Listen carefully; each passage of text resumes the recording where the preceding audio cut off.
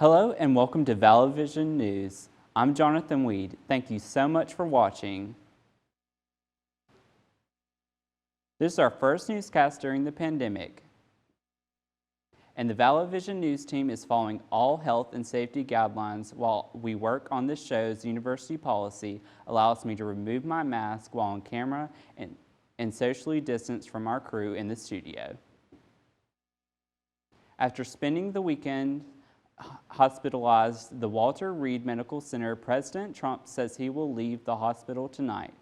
Those close to the president said that he is demanding to be discharged and he continues to recover from COVID-19. Mary Maloney has our story.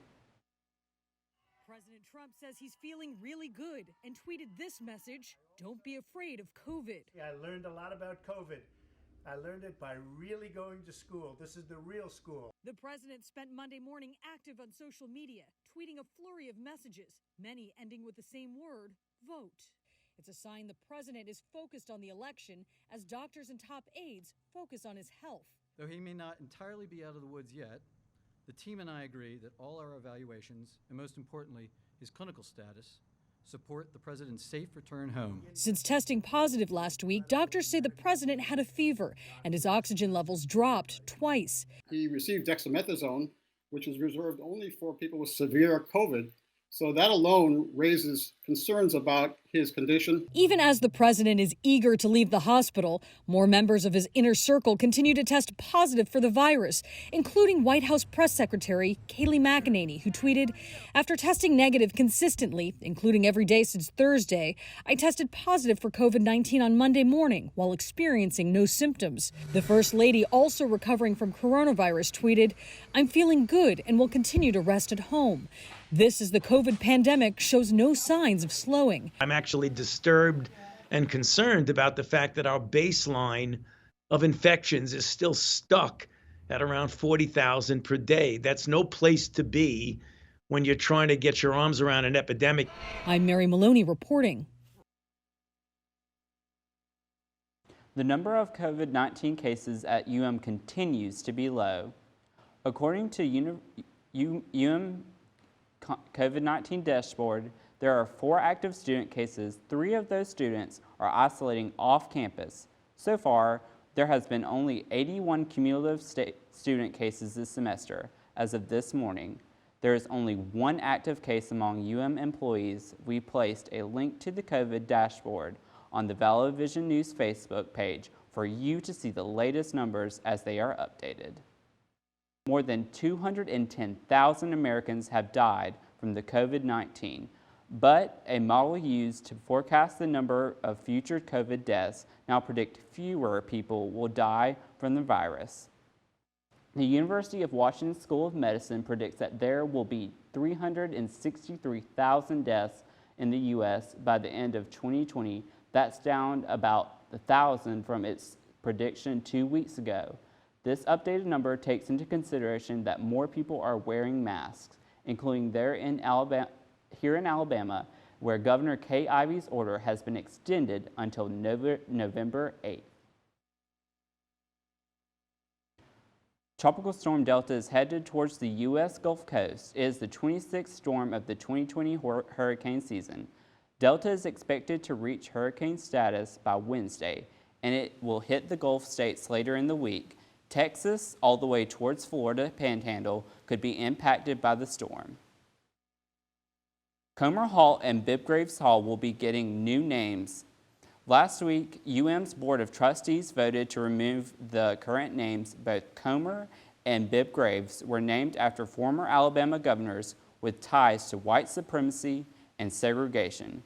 According to the statement from the university, a working group will be formed in the next few weeks to review the policies for having new campus names. The university is preparing to celebrate its 124th Founders Day this week. The annual ceremony will take place this Thursday, October 8th at 11 a.m. Due to COVID this year, this year's Founders Day will be a virtual event on the university's YouTube channel. Seniors are encouraged to stop by Palmer Hall this Wednesday through Friday to take a photo in their cap and gown and post on social media with the hashtag I belong at Montevallo.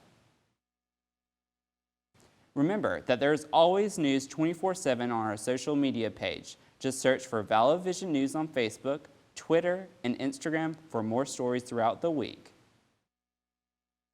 Still ahead on Vallo Vision News, why COVID-19 is sending more people to their dentist with cracked teeth. Plus, flu season is right around the corner, and why many parents see that they won't get their children a flu shot even in the midst of the pandemic. We'll be right back.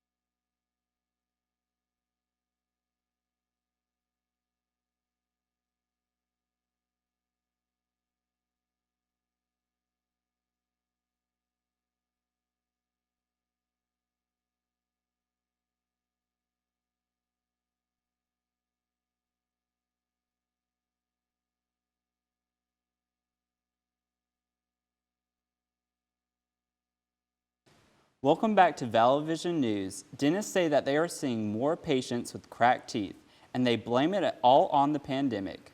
They say people have more anxiety and stress from the overall general state of our country right now, and that's leading more to people clench and grinding their teeth. Dentists say it usually happens at night. So if your stress level is high and you're experiencing mouth pain, see your dentist before the problems worsens. An annual flu shot is recommended by the CDC for everyone over the age of 6 months, but many people don't get the vaccine even when there is a pandemic, and a new poll suggests COVID-19 won't change that. And many gather has more ways in today's Health Minute. It's not the first time you've been urged to get a flu shot. You should get it no later than the end of October. If it's available now, you should get it now, but don't wait until any beyond October. But with flu season colliding with COVID-19 and the virus is causing many similar symptoms, health officials are concerned about the strain on the healthcare system this fall and winter. They're urging Americans to get their flu shots like never before. Despite that, 1 in 3 parents may not get their child vaccinated for the flu, according to a CS Mott Children's Hospital poll of nearly 2,000 people.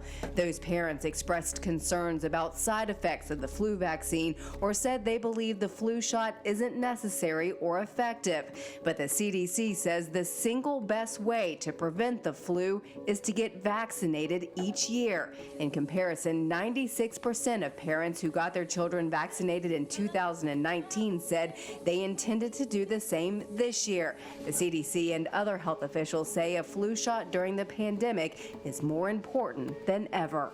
Sometimes people wait because they feel, well, maybe the immunity will wane as we get into the winter, and then you wind up that flu comes and you're not protected, and you wind up getting the flu. For Health Minute, I'm Andy Gaither. is hosting a flu clinic Wednesday, October 28th in Farmer Hall. The shots are free for people with insurance, and students without insurance can get a flu shot for $25. And finally, this week, here's a Halloween treat to satisfy your sweet tooth. Krispy Kreme is celebrating the spooky holiday season with new donuts. They are decorated like a werewolf, a vampire, and a Frankenstein monster. The new donuts are on sale now. That's all the time we have for today's show. And remember, there's always more news 24/7 on our social media page. Thanks for watching, and be sure to tune in to the Vallo Vision News again next week. Please stay safe and please stay healthy.